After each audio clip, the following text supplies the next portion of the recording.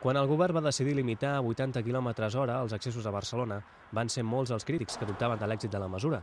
D'això ja fa un any i la Generalitat, lluny de fer-se enrere, amplia l'aposta per les restriccions. D'aquí un mes, a partir del 15 de gener, entrar o sortir de la gran ciutat per les vies del sud, la C31 i la C32, encara serà més lent. El Servei Català de Trànsit aplicarà un nou sistema de velocitat variable que, en certs moments, obligarà els conductors a circular a menys de 80 km/h. Les variacions de velocitat es faran en trams de 10 km/h, és a dir, es circularà a 70, a 60 i així successivament. Mai es podrà baixar, però, dels 40 km/h.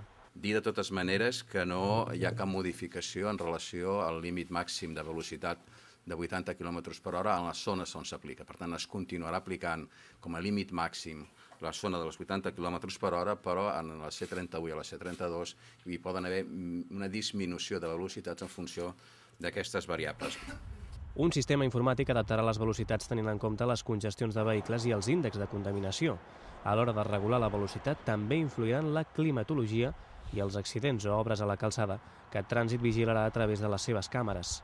L'objectiu és escurçar els temps dels trajectes entre un 15 i un 20%. Primer, si et marca 40 vol dir que estàs en zona de congestió.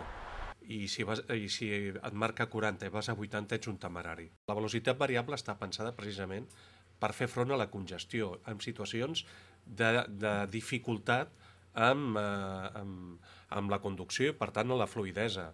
No és pensable que en una zona que limita a 40 la gent vagi a 80. Si va a 80 serà sancionat, sense cap mena de dubte. Durant els 2 primers mesos d'aplicació de la mesura, però, Trànsit no sancionarà els conductors que sobrepassin els límits. La velocitat variable s'estendrà després de l'estiu vinent a l'AP2 i la B23 fins a la Diagonal i afectarà així 16 municipis metropolitans. Però no tot són restriccions. El govern incrementarà el límit de velocitat a l'autopista del Garraf de 80 a 100 km/h. Ho farà des de Castelldefels fins als túnels del Garraf.